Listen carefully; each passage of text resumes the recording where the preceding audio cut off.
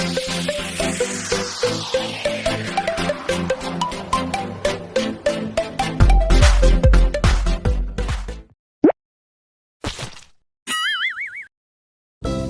a while since my last vlog, so ito na naman tayo.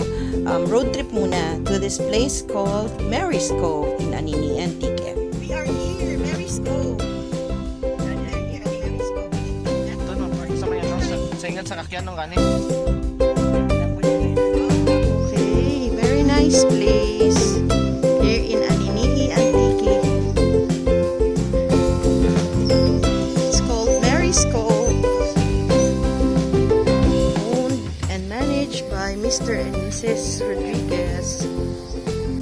So we were greeted by its owner, Mr. Rani Rodriguez. He also owns the Advanced Central College in San Jose, Antique.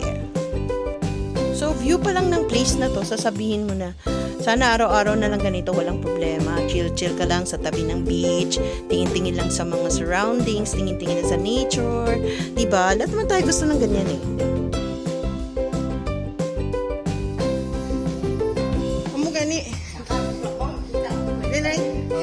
Oh wow, nice.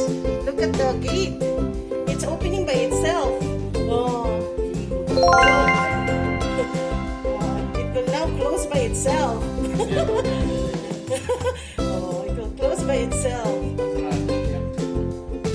It's closing by itself.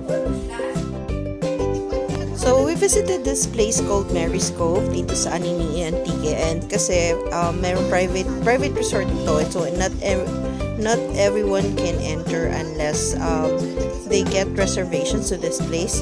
So, may sarili silang website, so just go there, Mary's Cove Resort, and then yeah, you get to talk to the owners, and yeah, reserve your slot for like depending on the number of days na gusto nyong magstay dito sa place. Pero I'll just give you a tour of the place. So this is where the owners are staying. Ito talaga yung pinaka main house nila. And then they have like little cottages on the right side. So yeah, you can also see this view dun sa mismong residence no owners. So let's go there later. The sun is still scorching outside, so we'll just stay here in the meantime. So those are the quarters, sleeping quarters.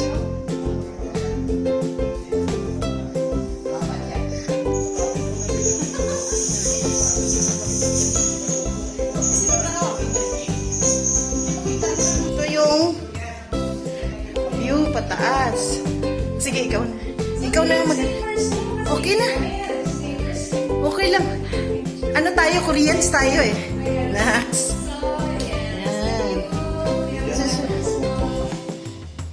Yeah. This is the owner, Mary. She's the Mary in the Mary's Cove. Aside from Virgin Mary. Yes, Her name is also Mary. Mary Rose. Medyo pagod pa siya kasi nag-prepare siya ng aming lunch. Yeah. So, ito ang view. Wake up to this view. So, you have to check out Mary's Cove here in Anini, Antique. Ano? Bayo Pequeño? Bayo Pequeño. Yan ang uso ngayon sa mga millennials. Feeling millennial. So, ito yung aming food.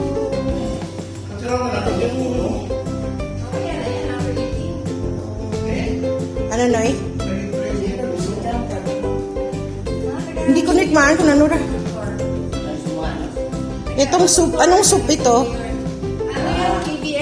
Oh, Kajus Baboy lang ka. Famous for Western Visayas. Yes, so there. Ito na siya. Niyang mga butil ng kanin, aesthetic. Ayan. Kakasunod yan. Ayan. So, tropical coconut trees. Oh, KBL lahok. Yes. Yan. Naidela. You wave.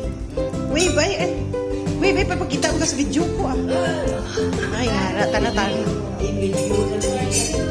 Ay, basi ma-viral ka na eh. Ikaw ang magpa-viral ng aking video. Okay.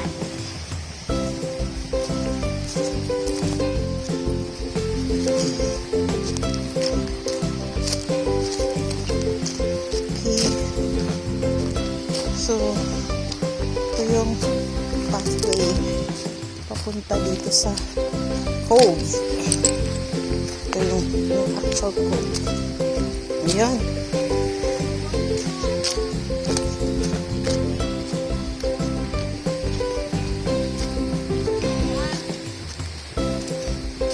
Ay, ganda.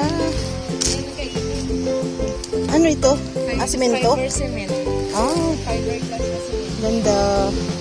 Ito yung view. Oo nga no, wait lang. Nakaka-relax. Kala mo sunset? Mm. Ngayon mga jet ski ka dyan. Yeah. Ito yung boat. Para may option of guest na lunch or dinner sa St. Oh. Ito na, mag-snorkel na sila. Hmm. Kami ko yung motorized na